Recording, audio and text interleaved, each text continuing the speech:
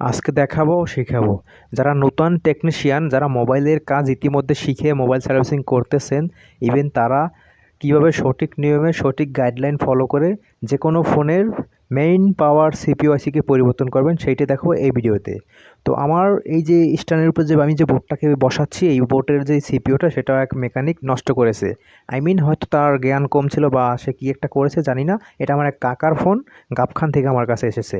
তো সে বলেছে তুমি পারবা কিনা, আমি বলছি আমাকে একদিন সময় দেন, আমি দেখি। আমার কাছে রানিং বোর্ড আছে, সেই বোর্ড থেকে আমি এই আপনার সিপিইউটা রিমুভ করে ফেলে দিয়ে আমার কাছে যে রানিং বোর্ড আছে সেই বোর্ড থেকে এই বোর্ডটার একটা সিপিইউ আছে ভালো, এইখান থেকে আমি ওই রানিং সিপিইউটাকে ওখান থেকে রিমুভ করব। আমার হটগানের হিট থাকবে 350, বাতাস থাকবে 40।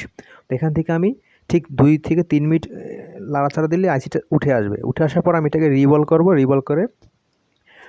করে তারপর আমি জেল দিয়ে ক্লিন করে তারপর এখানে বসাবো। বসানোর পূর্বে এখানের যে মাদারবোর্ডে থাকা যে কাঙ্ক্ষিত আমাদের পিনগুলো আছে, পিনগুলোকে আমাদেরকে ক্লিন করতে হবে। ক্লিন করার জন্য আমি ব্যবহার করছি বাম হাতে আমার টুইজার, ব্যান্ড টুইজার, ব্যাকার টুইজারকে ব্যান্ড টুইজার বলা হয়।